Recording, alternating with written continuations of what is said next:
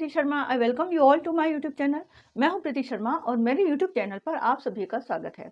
It is my 7th class of English speaking practice. English speaking practice की यह हमारी 7th class है and today we are going to learn those type of sentences in which we have doubt of completing of that work. आज हम उन वाक्यों को पढ़ने जा रहे हैं जिनमें किसी कार्य के पूर्ण होने की शंका हो, संदेह हो, संशय हो या कुछ डाउट हो। और ऐसे शब्दों के लिए, ऐसे वाक्यों के लिए हिंदी में हम एक शब्द का यूज करते हैं, शायद। शायद को इंग्लिश में हम क्या बोलते हैं और शायद जिस वाक्यों में यूज होता है उन वाक्यों को हम इंग्लिश में कैसे बनाते हैं, आज हम ये पढ़ने जा रहे हैं। अब हिंदी में हम शायद का यूज अपनी डेली रूटीन में कई बार करते हैं, जैसे शायद तुम सही हो, शायद मैं गलत था, शायद तुम गलत थे, शायद मेरा ये डिसीजन गलत था, शायद तुमने मुझे कहीं देखा है, शायद मैंने तुम्हें कहीं देखा है, शायद तुम मुझसे पहले कहीं मिले हो, या शायद वह घर पर होगा, शायद वो ऑफिस में होगा, शायद तुम्हें बुरा लगा, शायद तुमने इसे पसंद नहीं किया। तो आइए हम देखते हैं कि शायद का यूज हम इंग्लिश में किन वर्ड से कर सकते हैं। अब इसमें एक ही वर्ड नहीं, इसके हम 2-3 वर्ड्स का यूज करके शायद को हम इंग्लिश में यूज करेंगे। अब सबसे पहला है हमारा परहैप्स। परहैप्स का मीनिंग होता है शायद। इंग्लिश में परहैप्स का यूज किया जाता है शायद के लिए। अब कैसे हम सेंटेंस बना सकते हैं, जैसे मैंने कहा शायद तुम सही हो, perhaps you are right, perhaps you are right.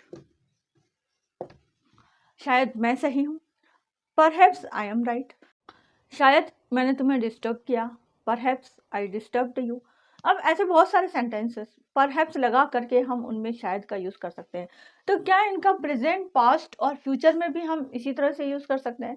तो प्रेजेंट, पास्ट और फ्यूचर में आप सेंटेंस जैसे बनाते हैं वैसे ही बनाएंगे, बस उसके आगे आप परहैप्स का यूज़ कर देंगे। जैसे मान लो ये प्रेजेंट है, ये पास्ट और ये फ्यूचर। इस टाइप के सेंटेंस बनाने के लिए मान लो मैंने कहा कि शायद तुम सही हो, शायद तुम सही थे, शायद तुम सही होंगे। तो इसके लिए हम क्या कह सकते हैं? Perhaps you are right, perhaps you were right, तुम सही थे, perhaps you will be right, है ना। इसी तरह से जैसे मान लो मैंने कहा कि शायद मैं तुम्हें डिस्टर्ब करता हूँ, परहैप्स आई डिस्टर्ब यू। शायद मैंने तुम्हें डिस्टर्ब किया, परहैप्स आई डिस्टर्ब्ड यू। शायद मैं तुम्हें डिस्टर्ब करूंगा, perhaps I will disturb you. ठीक, तो ये तो हो गया हमारा सिंपल का। सिंपल के भी हम कई सारे सेंटेंस बना सकते हैं, ठीक है। अब मान लो हमें बनाना है कंटिन्यूस का। तो कंटिन्यूस में क्या होगा, हमारा सेंटेंस तो एज इट इज ही रहेगा, हमें सिर्फ परहैप्स ही लगाना होगा। परहैप्स ही इज टीजिंग यू, शायद वह तुम्हें परेशान कर रहा है। परहैप्स ही वॉज टीजिंग यू, शायद वह तुम्हें परेशान कर रहा था।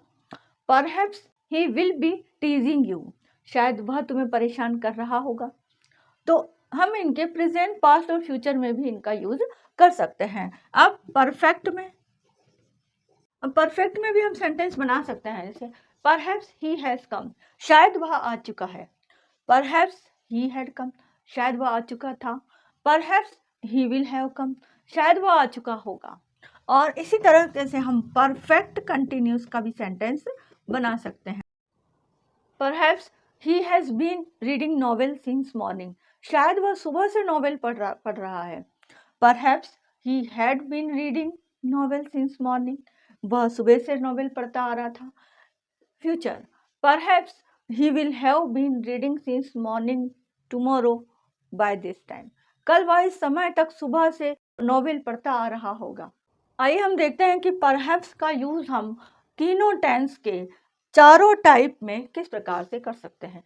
कुछ नहीं करना है आपको, टेंस तो जैसे हम बनाते हैं सेंटेंस को टेंस में वैसे ही बनाने हैं, सिर्फ आपको परहैप्स लगा देना है उनके आगे। जैसे ही डज रॉन्ग वर्क, वह गलत काम करता है। यदि आप कंफर्म हो तो आप कहते हो वो गलत काम करता है, ही डज रॉन्ग वर्क। लेकिन आप कंफर्म नहीं हो, आपको डाउट हो, तो आप कहते हो शायद वह गलत काम करता है, perhaps he does wrong work. Past में बोलना है आपको कि शायद उसने गलत काम किया, perhaps he did wrong work. और फ्यूचर में आपको कहना है कि शायद वह गलत काम करेगा, perhaps he will do wrong work. ठीक। अब कंटिन्यूस में यदि आपको कहना है कि शायद वह गलत काम कर रहा है, आप किसी से कहना चाहते हो कि आपको किसी पर डाउट है कि वह शायद कुछ गलत काम कर रहा है, तो आप कहोगे perhaps he is doing wrong work. यदि आपको पास्ट का बताना है तो आप कहोगे perhaps he was doing wrong work, वह गलत काम कर रहा था, शायद वह गलत काम कर रहा होगा। आपको किसी पर डाउट है तो आप क्या कहोगे कि हो सकता है कि वह गलत काम कर रहा हो, तो शायद के बदले हम हो सकता है भी कह सकते हैं। Perhaps he will be doing wrong work, शायद वह गलत काम कर रहा होगा। परफेक्ट में यदि आप किसी के लिए कहना चाहते हो कि शायद वह गलत काम कर चुका है, perhaps he has done wrong work, शायद वह गलत काम कर चुका था। Perhaps he had done wrong work, शायद वह गलत काम कर चुका होगा। Perhaps he will have done wrong work. Perfect continuous में हम इसका यूज करेंगे, perhaps he has been doing wrong work since morning. आपको लगता है कि वह सुबह से कुछ गलत काम कर रहा है, तो आप क्या कह सकते हो, शायद perhaps he has been doing wrong work since morning, शायद वह सुबह से कुछ गलत काम कर रहा है, शायद वह सुबह से कुछ गलत काम कर रहा था। Perhaps he had been doing wrong work since morning. और शायद कल सुबह से वह कुछ गलत काम कर रहा होगा। आपको किसी पर शक है, तो आपको ये लग रहा है कि वह कोई प्लानिंग कर रहा है और मुझे लगता है कि कल वह सुबह से कुछ गलत काम कर रहा होगा, तो आप उस सेंटेंस को कैसे बोलेंगे, perhaps he will have been doing wrong work tomorrow since morning. यहाँ पर आपको टुमारो लगाना होगा, कल के लिए। Perhaps he will have been doing wrong work tomorrow since morning, कल वह सुबह से कुछ गलत काम कर रहा होगा। ठीक है, तो इस तरह से आप सेंटेंस बना सकते हैं। जैसे हम अक्सर बोलते हैं किसी को कि शायद हम पहले कहीं मिले हैं, perhaps we have met before, शायद मेरा डिसीजन गलत था, perhaps my decision was wrong. या हम ये भी कह सकते हैं कि शायद मेरा डिसीजन गलत है, perhaps my decision is wrong, perhaps you are right, perhaps I was right, शायद मैं सही था, शायद तुम सही थे। Perhaps you didn't like it, शायद तुमने इसे पसंद नहीं किया। Perhaps you don't like it, शायद तुम इसे पसंद नहीं करते हो। Perhaps you will not like it, शायद तुम इसे पसंद नहीं करोगे। Perhaps this news is wrong, शायद यह न्यूज गलत है। या हम यह भी कह सकते हैं, जरूरी नहीं कि परहैप्स को हम पहले ही लें, परहैप्स को हम सेंटेंस के बीच में भी ले सकते हैं। जैसे this latest news is perhaps wrong, यह जो न्यूज है, जो लेटेस्ट न्यूज है, वो शायद गलत है। तो सामने वाला उसे कह सकता है, yes perhaps this is only a rumour, हाँ शायद यह केवल एक अफवाह हो। ठीक है, तो इस तरह से हम परहैप्स को बीच में भी ले सकते हैं सेंटेंस के। किसी के लिए जैसे एज कंफर्म नहीं होता है कि उसकी एज क्या है, तो हम उसके एज का, उसकी उम्र का जब अंदाज़ा लगाते हैं तो हम कह सकते हैं कि ही वॉज परहैप्स 95, वह शायद 95 का था, या शी इज़ परहैप्स 55, वह शायद 55 की है। तो अब शायद के लिए हम परहैप्स के अलावा एक वर्ड का यूज़ और कर सकते हैं, और वो है मे बी। मे बी का मीनिंग भी होता है शायद। जैसे maybe you are right, maybe I was wrong, maybe his age is 95, maybe her age is 55 या 65, वॉट एवर भी। तो आप मे बी का यूज़ भी परहैप्स की जगह कर सकते हो। जैसे आपको किसी ने पूछा कि is this news is right, तो आप क्या कह सकते हो, सिर्फ इतना भी कह सकते हो, यस मे बी, हाँ हो सकती, क्या यह न्यूज़ सही है, तो आप कह सकते हो यस इट मे बी, हाँ यह सही है। या आप ऐसे भी कह सकते हो, इट मे बी पॉसिबल, हाँ यह संभव हो सकता है। It may be right, it may be wrong, हम परहैप्स की जगह मे बी का भी यूज़ कर सकते हैं। जैसे हमें कहना है कि क्लास में करीब 20 स्टूडेंट्स थे, आप कंफर्म नहीं हो कितने थे, तो आप कह सकते हो वहाँ पर कि there were perhaps 20 students in the class, शायद क्लास में 20 स्टूडेंट्स थे। अब वहाँ पर आप मे बी का यूज़ भी कर सकते हो, there were maybe 20 students in the class, या there were maybe 20 soldiers in the camp, there were perhaps 20 soldiers in the camp. Perhaps की जगह आप मे बी का भी यूज़ कर सकते हैं। और इसी तरह से एक वर्ड और होता है शायद के लिए, और वो होता है माइट। माइट का यूज़ भी आप शायद के लिए कर सकते हो, मतलब हम इन तीनों का यूज़ शायद के लिए कर सकते हैं। अब हम थोड़ा माइट के यूज़ को और डिटेल में देख लेते हैं। जैसे मैंने आपको बताया था कि माइट, केवल माइट का यूज़ भी होता है सेंटेंस में, माइट बी का यूज़ भी हम करते हैं। माइट हैव का यूज भी होता है और माइट हैव बीन का यूज भी किया जाता है। तो might be, might have been का यूज हम सेंटेंस में किस मीनिंग के लिए करते हैं, आइए हम देखते हैं। सबसे पहले हम देखते हैं कि हम माइट को कहाँ कहाँ यूज कर सकते हैं। इंग्लिश ग्रामर में माइट के जो मेन यूज हैं वो तीन है, तीन इनके मेन यूज हैं। फर्स्ट है as a past tense of may in indirect speech. Direct speech और इनडायरेक्ट स्पीच में हम मे के पास्ट टेंस के फॉर्म में माइट का यूज करते हैं। जैसे मैंने कहा, जैसे कोई सेंटेंस है, ही सेड, उसने कहा, you may do this work, तुम यह काम कर सकते हो। उसने क्या कहा, तुम यह काम कर सकते हो। ये है हमारा डायरेक्ट स्पीच। यदि हमें इसे इनडायरेक्ट स्पीच में शो करना है तो हम क्या लिखेंगे, ही सेड दैट यू मतलब तुम, तो शायद वो मेरे लिए कह रहा है, तो मैं यहाँ पर आई। अब मे का पास्ट टेंस क्या हो जाएगा, ये सेड है जो कि पास्ट टेंस में है, तो इसलिए ये वाला सेंटेंस में किस में चला जाएगा, पास्ट टेंस में जाएगा। तो यहाँ पर मे का माइट हो जाएगा। आई माइट डू, दिस का दैट हो जाता है, that work, I might do that work. ठीक है, तो एक और सेंटेंस हम लेते हैं, यू सेड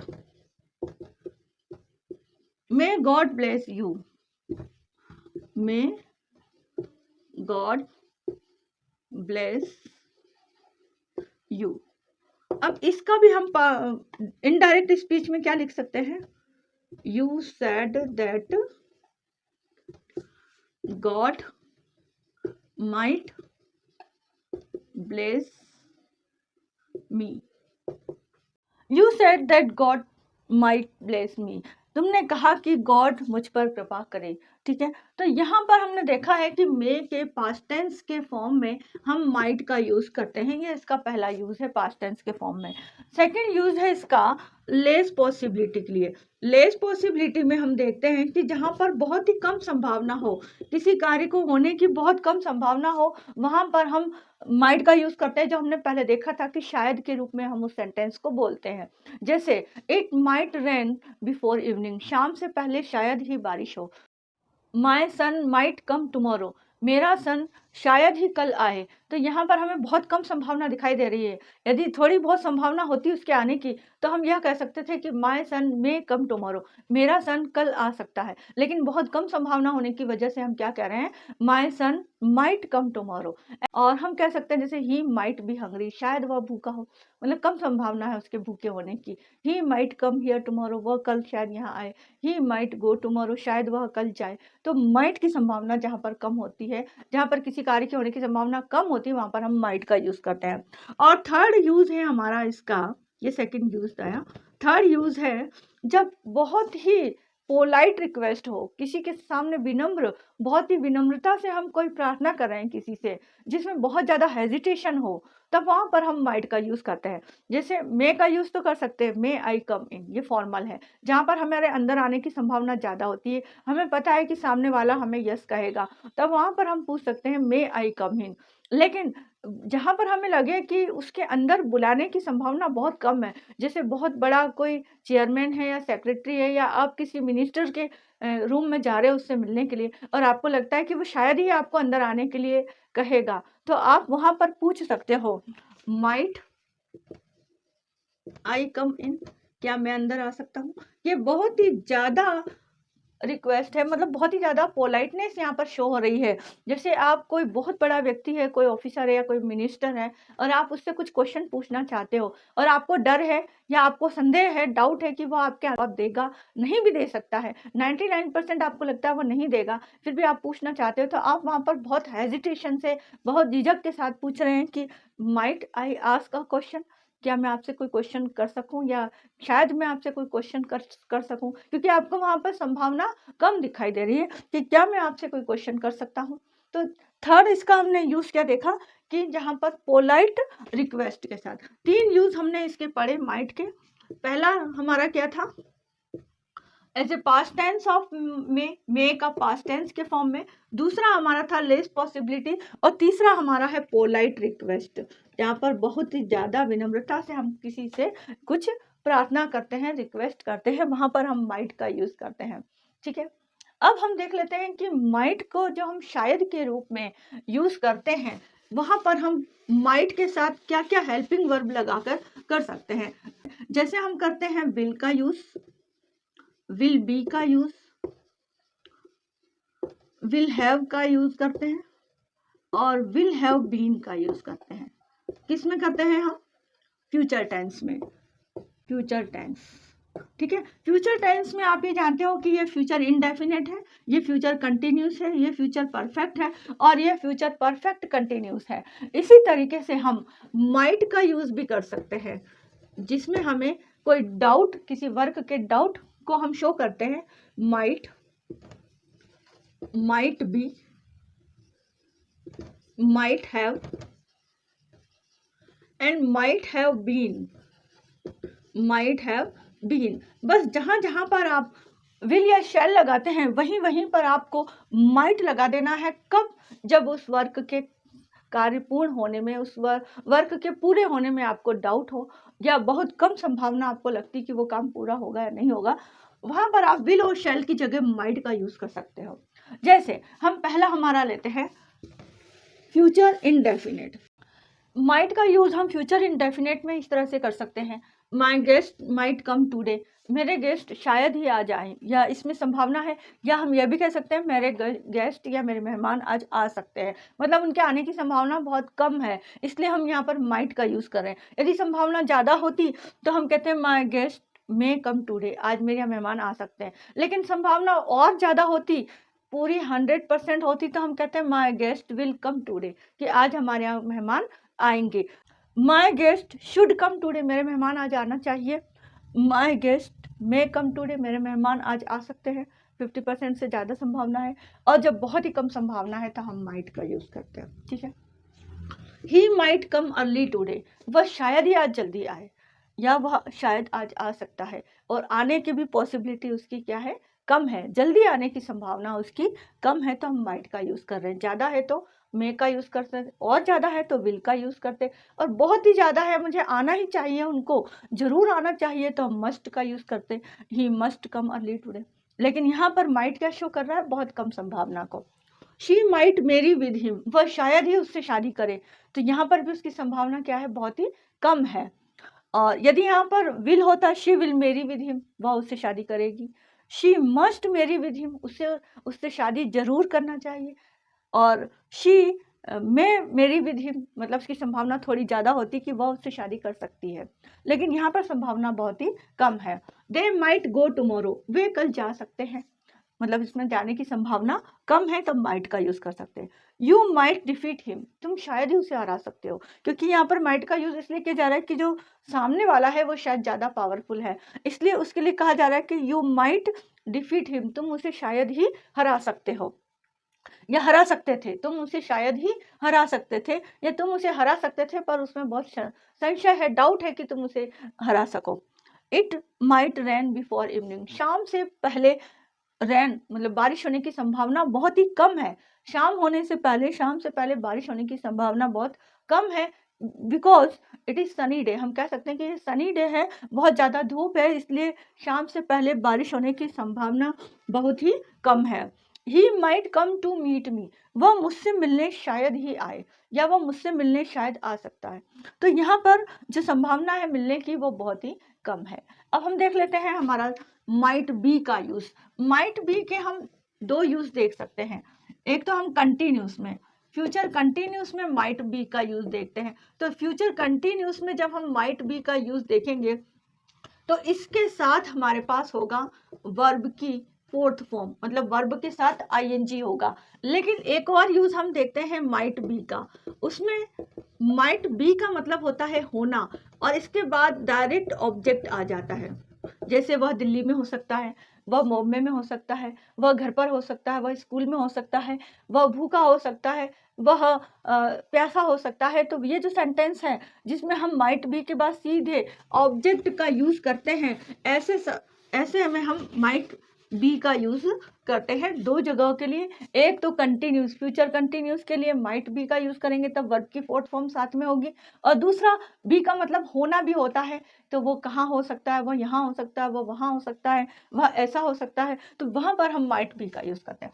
पहला हम देख लेते हैं माइट बी का ऑब्जेक्ट प्लस, हम पहली स्ट्रक्चर हमारी हो सकती है सब्जेक्ट प्लस माइट बी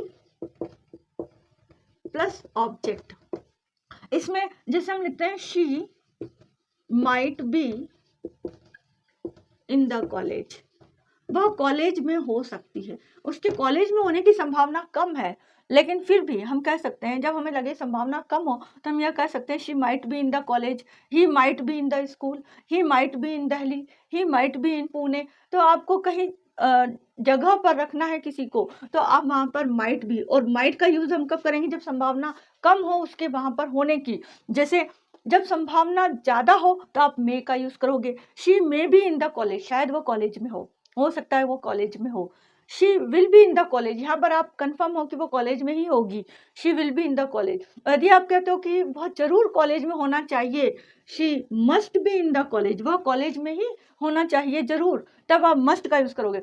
लेकिन आप ऐसे कहते हो कि she should be in the college, मतलब अभी ये कॉलेज टाइम है, it is college time, so she should be in the college. यहाँ पर ये होता है कि कॉलेज टाइम है तो वह कॉलेज में होनी चाहिए, आप सिंपल वे में कह रहे हो। लेकिन आप कह रहे हो कि नहीं, वह तो कॉलेज में होना जरूर है, जरूरी है उसका, तो वहाँ मस्ट का यूज करते हो। और जब आपको लगता है कि बहुत कम संभावना है, इट इज नाइट टुडे या it is 11 PM, so she might be in the college, कि वो शायद ही कॉलेज में, और रात हो रही तो वो कॉलेज में कैसे होगी।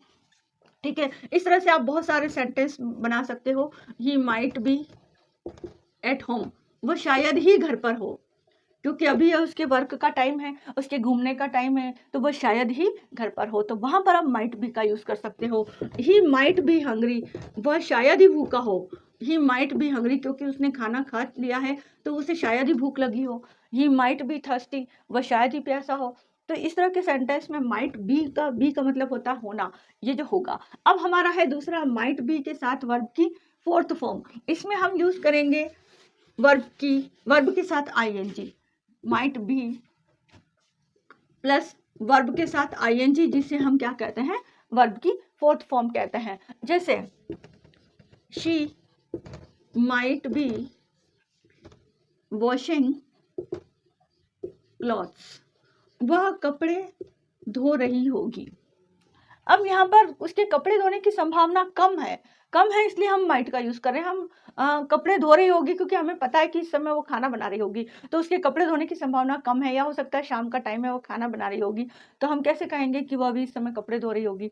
She might be washing clothes, वह शायद ही कपड़े धो रही होगी। तो जिस काम के करने की संभावना कम होती है, यदि संभावना ज्यादा है तो हम कहेंगे she may be washing clothes, वो शायद कपड़े धो रही होगी।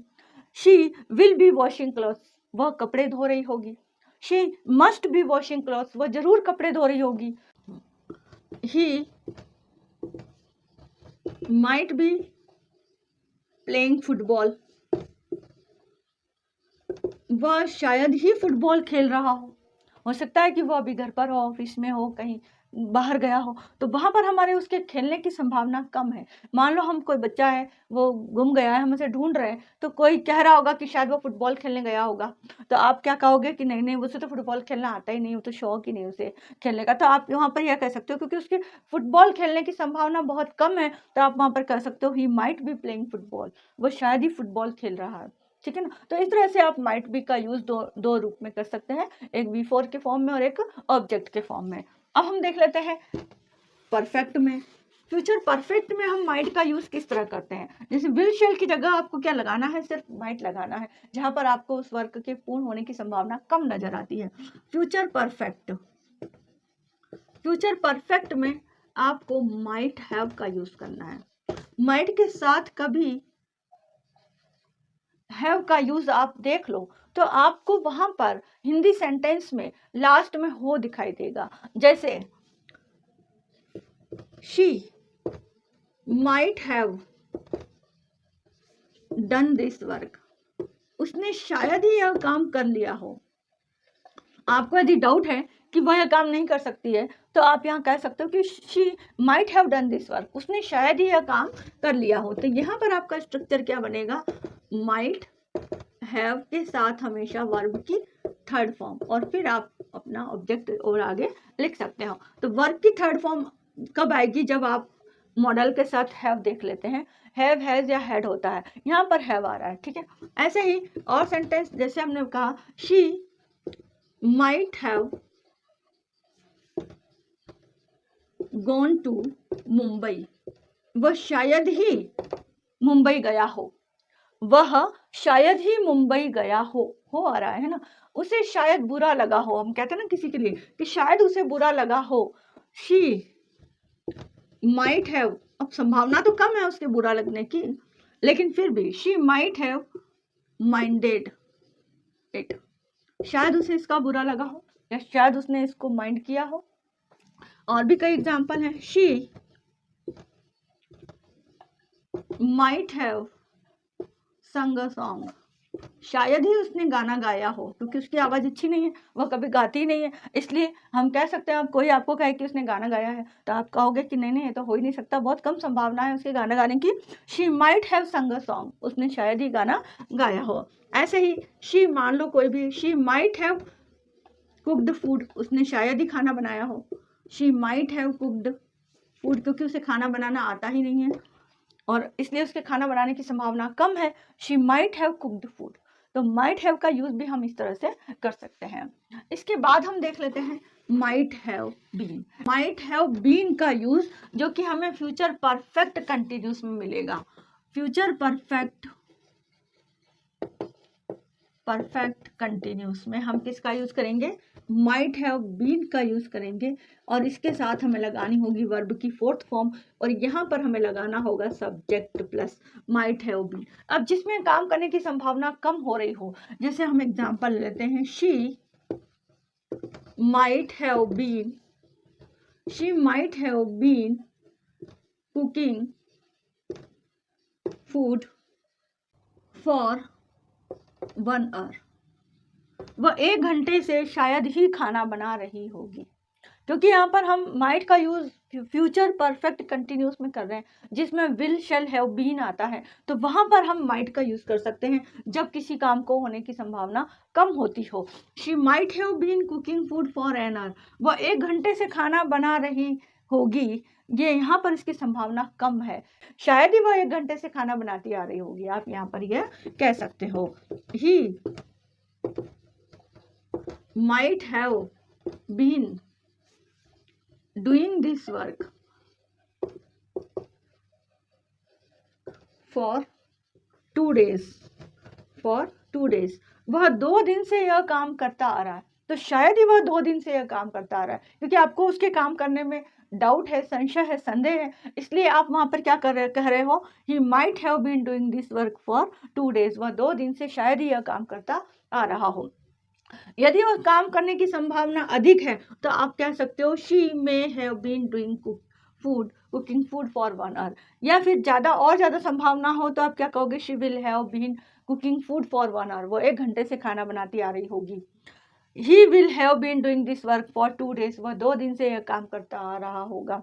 लेकिन आपको यहाँ पर इनके दोनों के काम करने की संभावना कम नजर आती है, इसलिए आप वहां पर क्या लगा सकते हो, माइट का यूज कर सकते हो। तो ये हमने देखा आपका माइट बी, माइट हैव और माइट हैव बीन का यूज किस तरह से हम किसी इंग्लिश सेंटेंस में कर सकते हैं, और उसका मीनिंग शायद या हो सकता है के रूप में आप ले सकते हो। इसी का हम एक एग्जांपल और ले लेते हैं, जैसे शी माइट हैव बीन, जहां हमें शंका है, संदेह है, डाउट है, she might have been reading Ramayana for 2 days, उसने कहा कि मैं 2 दिन से रामायण पढ़ रही हूँ, और आपको यदि शक है, लगता है कि नहीं वो 2 दिन से शायद ही पढ़ रही होगी, तो आप कह सकते हो कि वह शायद ही 2 दिन से रामायण पढ़ती आ रही होगी, ठीक है ना। तो यहाँ पर भी आपको डाउट है तो आप माइट का यूज करेंगे, ठीक। यदि यहाँ पर ऐसा होता she will have been reading Ramayana for 2 days, तो यहाँ हम कह सकते थे कि वह 2 दिन से रामायण पढ़ती आ रही होगी, परंतु यहाँ माइट का यूज हमने क्यों किया है, अपनी इस पॉसिबिलिटी को कम शो करने के लिए कि शायद। ऐसे ही एक और एग्जांपल हम देख लेते हैं, ही might have been going for a walk, वो शायद ही since 2010 से वह शायद ही वॉक पर जाता आ रहा होगा। शायद ही हम क्यों कह रहे हैं यहाँ पर, क्योंकि 2010 से हो सकता है कि वह एक्सीडेंट हो गया हो, नहीं जा पा रहा हो, तो हम उसके लिए कह सकते हैं। यहाँ पर आप बाय नाउ भी लगा सकते हो, क्योंकि फ्यूचर के लिए हम कह रहे हैं। तो अब तक, आज तक, अभी तक 2010 से वह शायद ही वॉक पर जाता आ रहा होगा, मतलब आज की तारीख तक वह 2010 से वॉक पर नहीं जा रहा होगा। हमें इस वर्क में संशय है, संदेह है, डाउट है, इसलिए हम यहाँ माइट का यूज कर रहे हैं। है ये फ्यूचर परफेक्ट कंटिन्यूस, लेकिन हमें डाउट है, इसलिए हम यहाँ पर माइट का यूज करते हैं। अब इसी का ही हम माइट हैव बीन का एक स्ट्रक्चर और होता है। जैसे यहाँ पर हमने ये V4 के बाद सिंस और फॉर का यूज किया और प्लस टाइम बताया। ऐसे ही एक स्ट्रक्चर और होती है जहां पर हम V4 का यूज नहीं करते हैं, जबकि हम डायरेक्ट ही ऑब्जेक्ट ले लेते हैं और उसके बाद उसमें भी सिंस और फॉर का यूज होना जरूरी होता है। लेकिन जैसे ये ऑब्जेक्ट प्लस सिंस या फॉर, जिसमें टाइम दे रखा हो, लेकिन वर्ब की फोर्थ फॉर्म नहीं आती है। ऐसा हम स्ट्रक्चर कब बनाते हैं, जब हम कहते हैं कि वह 5 सालों से दिल्ली में होगा। यदि हम ऐसा कहते हैं, हम टाइम बता रहे हैं और हम ये कह रहे हैं कि वह 10 सालों से या 5 सालों से दिल्ली में शायद होगा, तो वहां पर हम V4 का यूज न करके डायरेक्ट ऑब्जेक्ट का यूज करेंगे। देखिए ये सेंटेंस कैसे बनते हैं। जैसे मैंने कहा, ही might have been in Delhi for 5 years। हमें डाउट है कि वो 5 सालों से दिल्ली में होगा, तो हम उसके लिए ये सेंटेंस का यूज कर सकते हैं might लगाकर, कि वह शायद ही 5 सालों से दिल्ली में होगा। ऐसे ही हम एक और एग्जांपल ले सकते हैं, जैसे she might have been with her mother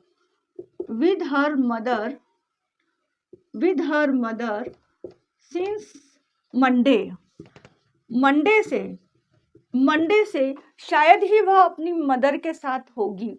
अब यहाँ पर माइट हैव बीन का मतलब क्या हो गया, होगी। और इस वाली स्ट्रक्चर में जब V4 आ जाता तो यहाँ पर इसका मीनिंग क्या होगा कि रह रही होगी, कर रहा होगा, जा रहा होगा, आ रहा होगा, वह रामायण पढ़ रही होगी, वह जॉब पर या वॉक पर जा रहा होगा। रहा है, रही है आता है। और जबकि यहाँ पर रहा रही का मतलब नहीं होगा, वह अपनी मदर के साथ होगी, लेकिन उसमें भी टाइम दिया रहता है हमको कि कब से, मंडे से वह अपनी मदर के साथ होगी, 5 सालों से वह दिल्ली में होगा।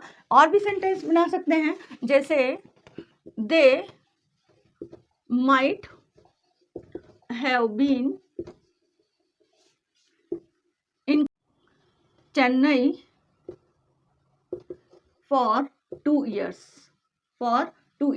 यहाँ पर इसका मीनिंग क्या हुआ कि वह 2 साल से चेन्नई में, वे 2 साल से चेन्नई में होंगे। रह रहे होंगे नहीं, रह रहे होंगे तो फिर हमारा ये वाला स्ट्रक्चर होगा। उसमें क्या हो जाएगा, they might have been living, यहाँ पर हम लिविंग करेंगे, living in Chennai for 2 years। लेकिन इस वाली स्ट्रक्चर में रह रही नहीं होगा, जबकि क्या होगा, सिर्फ होंगे, वे 2 सालों से चेन्नई में होंगे। अब माइट लगा दिया तो शायद ही वे 2 सालों से चेन्नई में होंगे। फ्यूचर परफेक्ट में हमने जो सेंटेंस देखे थे माइट वाले, उसमें हमने क्या बनाया था, माइट हैव का यूज किया था। और हमने सेंटेंस क्या बनाए थे, जैसे कि she might have cooked food, वो शायद ही खाना बना चुकी हो। माइट हैव कुक्ड फूड, वो शायद ही खाना बना चुकी हो। अब इसमें हम इसका पैसिव भी बना सकते हैं। इसका पैसिव कब बनाएंगे, जब ये सेंटेंस क्या हो, ट्रांजिटिव हो, जिसमें क्या हो, ऑब्जेक्ट हो। ऑब्जेक्ट हमें दिख रहा है यहाँ फूड है, तो फूड अब ऑब्जेक्ट में को हम सब्जेक्ट बना देते हैं, सब्जेक्ट को ऑब्जेक्ट बना देते हैं जब हम उसका पैसिव वॉइस बनाते हैं। पैसिव वॉइस और एक्टिव वॉइस में आपको मेरी पहली वीडियोस में सिखा चुकी हूँ। अब आपको इस सेंटेंस को, जो इसका मीनिंग क्या रखता है कि वो शायद ही खाना बना चुकी हो या शायद ही उसने खाना बना लिया हो, इसको हम पैसिव में बना सकते हैं। और जब हमें पता है इसका रूल कि हैज़, हैव, हैड होता है, तो वहाँ पर हम बीन लगाकर उसका पैसिव बनाते हैं। तो इसका पैसिव क्या बनेगा? Food might have been, food might have been cooked by her. यहाँ पर इस माइट हैव के साथ इसकी पैसिव वॉइस की स्ट्रक्चर क्या बनी हमारे पास? Subject plus might have been, ये might have been plus verb की थर्ड फॉर्म ही आएगी यहाँ पर कुक्ड, ये वर्ब की थर्ड फॉर्म ही आती है, तो वर्ब की third form plus by plus object. तो माइट हैव बीन के साथ एक स्ट्रक्चर और बनती है जिसमें वर्ब की थर्ड फॉर्म के साथ बाय प्लस ऑब्जेक्ट आता है। और एग्जाम्पल हम देख सकते हैं, जैसे ही माइट हैव ड्रंक टी, यहाँ पर इसका मीनिंग ये हुआ कि उसने शायद ही चाय पी हो, क्योंकि यदि कहा जाए कि वह चाय नहीं पीता है और किसी ने कहा कि नहीं उसने चाय पी, तो आपको संदेह है, डाउट है, तो आप कह सकते हो he might have drunk T, उसने शायद ही चाय पी हो, क्योंकि आपको पता है वह चाय नहीं पीता है। तो यहाँ पर जब लेस पॉसिबिलिटी होती है, बहुत कम पॉसिबिलिटी होती है, तब आप वहाँ पर माइट का यूज़ करते हो। अब इसका पैसिव बनाओगे तो आपके पास ये ट्रांजिटिव वर्ब है, और ये ट्रांजिटिव वर्ब में ऑब्जेक्ट आपको दिखाई दे रहा है tea. Tea might have been, been लग जाता है बी हैव के बाद, टी माइट हैव बीन और ड्रंक वर्ब का थर्ड फॉर्म, वर्ब की थर्ड फॉर्म ही रहेगा ड्रंक बाय हिम, उसके द्वारा शायद ही चाय पी गई हो। इसका मीनिंग होगा उसने शायद ही चाय पी हो, या हो सकता है उसने चाय पी हो, वहाँ भी संशय है आपको। और यहाँ पर इसका मीनिंग यह होगा कि हो सकता है उसके द्वारा चाय पी गई हो, या शायद ही उसके द्वारा चाय पी गई हो। एक और एग्जाम्पल देख लेते हैं, ही माइट हैव ड्राइवन कार। अब हमें पता है कि उसे कार चलाना नहीं आता है, और फिर भी यदि कोई कहे या वो ही कहे कि मैंने कार चलाई, या किसी ने कहा कि उसने कार चलाई, तो आप यह कह सकते हो he might have driven car, वह शायद ही कार चलाए, या हो सकता है उसने कार चलाई हो। लेकिन इस सेंटेंस में आपको बहुत संदेह है, लेस पॉसिबिलिटी है, शंका है, डाउट है। अब इसका आप पैसिव क्या बनाओगे? Car might have been, verb की थर्ड फॉर्म ही रहेगी, ड्राइवन बाय हिम। यहां पर इसका मीनिंग आ रहा है कार उसके द्वारा शायद ही चलाई गई हो। यहाँ पर मीनिंग है उसने शायद ही कार चलाई हो, और यहाँ पर मीनिंग आ रहा है कार उसके द्वारा शायद ही चलाई गई हो। इसमें कम संभावना है उसके कार चलाने की, क्योंकि उसे कार चलाना नहीं आता है। तो यहाँ पर हम देख रहे हैं कि माइट हैव बीन के 3 स्ट्रक्चर्स हमारे सामने आए हैं अब तक जो हमने पढ़ा। इसमें एक तो है कि फ्यूचर परफेक्ट के पैसिव वॉइस में हमने माइट हैव बीन का यूज किया, फ्यूचर परफेक्ट के पैसिव वॉइस में हमने माइट का यूज किया, might have been plus verb की third form plus by plus object. दूसरा हमने पढ़ा फ्यूचर परफेक्ट कंटिन्यूस में subject plus might have been plus verb की fourth form plus object plus since या फॉर प्लस टाइम। तीसरा हमने पढ़ा subject plus might have been plus object plus since या फॉर प्लस टाइम। यहाँ पर V4 नहीं है, यहाँ पर V4 है, यहाँ पर V3 है, ये डिफरेंस है। यहाँ पर ये फ्यूचर परफेक्ट का पैसिव वॉइस है, फ्यूचर परफेक्ट का पैसिव वॉइस है, फ्यूचर परफेक्ट नहीं है, फ्यूचर परफेक्ट नहीं है, फ्यूचर परफेक्ट का पैसिव वॉइस है। यहाँ पर ये फ्यूचर परफेक्ट कंटिन्यूस है और यहाँ पर यह फ्यूचर परफेक्ट कंटिन्यूस नहीं है, बट V4 नहीं होकर यहाँ पर ऑब्जेक्ट डायरेक्ट आ जाता है जब हम किसी के लिए कहते हैं कि वो वहाँ पर होगा। She might have been in Delhi, वह शायद दिल्ली में होगी। He might have been hungry, वह शायद भूखा होगा। तो यहाँ पर हम रह रहा है, रहा है का यूज़ नहीं करेंगे, तो इसलिए यहाँ पर V4 नहीं आता। और यहाँ पर हम यह कहते हैं कि वो 2 सालों से वहाँ पर रह रहा होगा, वो 4 सालों से एक खेत या फुटबॉल या कुछ भी गेम खेल रहा होगा, वो 3 साल से नॉवेल पढ़ रही होगी। तो इस तरह से रहा है, रही है का यूज़ यहाँ पर किया जाता है। और यहाँ पर हम V3 वर्ब की थर्ड फॉर्म करते हैं कि उसके द्वारा चाय पी ली गई होगी या उसके द्वारा गाना गाया गया होगा। तो ये आज हमारा जो माइट है, इस माइट को हमने बहुत ही कम संभावना में, जिसे हम हिंदी में शायद के रूप में बोल सकते हैं, उसके बारे में पढ़ा। और आज हमने शायद के इंग्लिश में बोले जाने वाले जो जो वर्ड्स का यूज़ किया, जैसे परहैप्स, मे बी और माइट का यूज़ किया है, वो मुझे लगता है I hope that you will understand very clearly. Thanks a lot.